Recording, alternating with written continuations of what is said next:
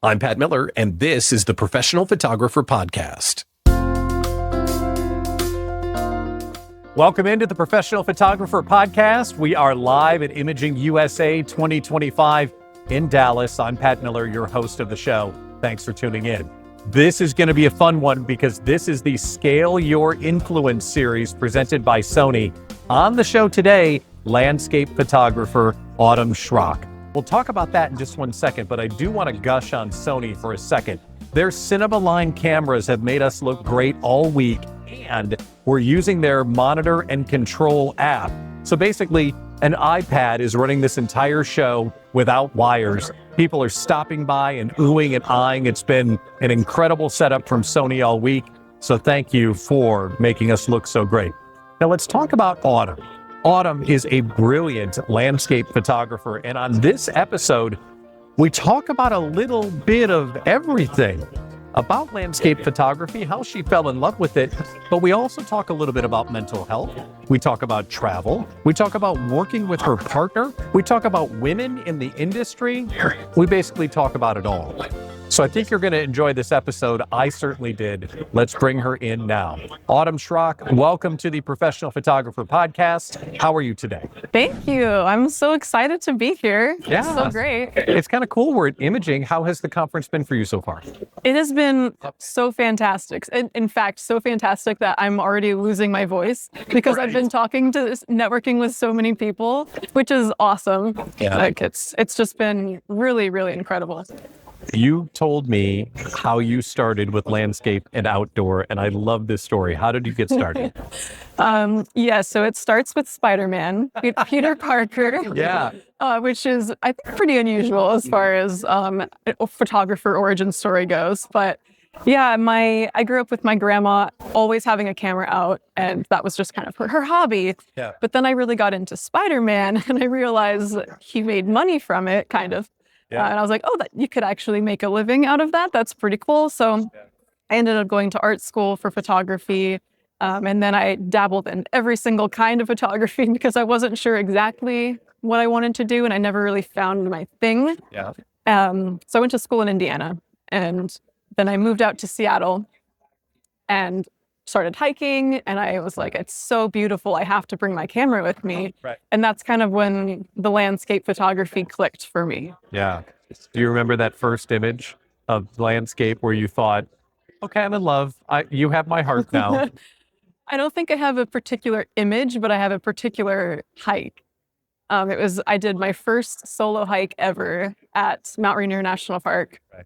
And that was sort of it sort of cemented for me. Like, I'm so in love with hiking, being out in nature, and Mount Rainier has since become a very, very special and sentimental mountain for me and a place for me. So that was really the thing that stands out as like, oh yeah, this is what I want to do. Yeah.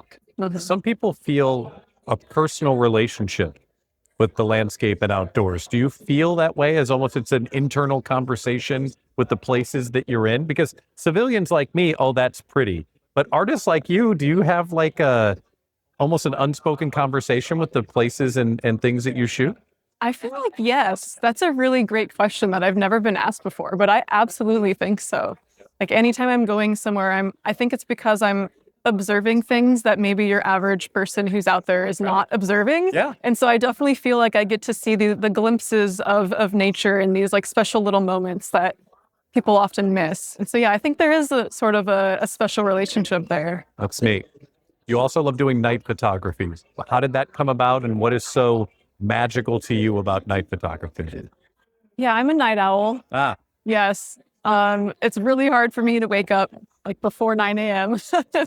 So I'm often out a little bit later. It's really nice. It's convenient as a landscape photographer also to shoot sunset and then just stay out a few more hours also for astro. But the thing that really made me fall in love with it is that I also have ADHD, which makes our busy society a little bit overwhelming for me. Sure. And so something about being out there at night when the whole world is quiet, just sitting in that silence is so soothing to me. And then also you get to wonder about our galaxy, our universe. And I don't know, it's just such a great place to have some introspection.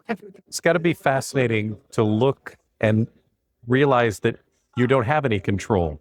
It's like, it's almost calming, the idea that like, look at all of that and I have no idea how it works. And it's just something I don't have to worry about. Yep. And it's just something beautiful that we get to look at.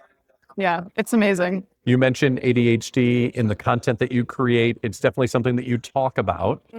How important is it to you to share that so others can understand what you've gone through and that you see them and feel what they might be going through? Yeah, it's been really something that I've been focusing on lately, just making sure that I'm sharing more about it because it's a recent find for me. I actually was just diagnosed, I think maybe it was 3 years ago now. And I felt different my whole life. And I knew that there was something other than, just my other mental health things. But it was kind of validating to say, oh, there is this thing that I struggle with. And so I wanted to make sure that I was putting that out there and letting other people know, like, hey, I have this thing and I'm still able to do what I do. And I hope that encourages you to like lean into it and it's kind of embrace it, I guess, if you will, because you're stuck with it. It's kind of your Peter Parker superpower in a way. Yeah, I guess so. Yeah. So sometimes it doesn't feel like a superpower, but sure. But there are things for sure, like I can sit down and I can edit for 10 hours straight without realizing it. So I guess that's a little bit maybe of a superpower. That's a way to look into it. You also talk about yoga and practicing yoga. Is that something that helps you not only when you're getting through the day, but also when you go out into nature? Does it help you stay calm and capture what you see? Definitely. And it's funny, I picked up yoga before I picked up landscape photography. Okay. And I definitely noticed that yoga was something that helped to like calm my mind and of course, and like relax my body. And I thought that was just helping my anxiety. Come to find later on, it definitely also helps my ADHD. But I love doing yoga out in nature whenever I go out to shoot as well. Like I love taking my shoes off, getting dirty and just kind of like being out there and experiencing it. And yeah, it's so magical. I love that I get to do what I do. So you get to do this, but what I think is so interesting is you don't do it by yourself. You take people all around the world. Share with us what that is and how did that come to be? Yeah, so my partner and I teach workshops, photography workshops, where we take people all around the world. I'm actually leaving in about a week to go to Norway to teach a few workshops there. But it's just such an amazing way for people who maybe are a little bit nervous to travel by themselves or maybe are okay with the travel part but aren't super familiar with their cameras yet, and so they want some advice. Yeah. So it's really a great way for a group of people to come together to get to learn photography, get to see some beautiful places along the way, and then make friends. And it's such a wonderful way, I think, to travel and to experience the world. And it's been a huge joy. Like it's one of my favorite aspects of my job. It's got to be fun. It's so fun. You get to share it with people. Yeah, and it's great. Like every single workshop, we leave with new friends that have so far been lifelong friends. So it's really awesome. You work with your partner. How do you do that? Because I'm sure a lot of people wonder, how does that work? Yeah, my partner is also a photographer, landscape photographer. And I guess, he'll be on the podcast later too. Right. It's really funny. A lot of people will come up to us and say, like, there's no way that I could work with my partner. And I feel the complete opposite. Like, I can't imagine not working with him. Yeah. There's just something that I think bonds us so well from not just, living and experiencing life together, but experiencing the type of things that we get to do together, like experiencing those different cultures and, just the different work experiences, the celebrations and opportunities, together is something that I think is really unique and special. And I really can't imagine like doing it without him. But some people can't get their head around it. They're just dumbfounded that you can pull that off. So many people are like, I'm very lucky that I go to work and I get a break. And I just I can't imagine feeling like that. Yeah. It's just like, are you sure you want to be with this person? Yeah. But yeah, it's pretty awesome.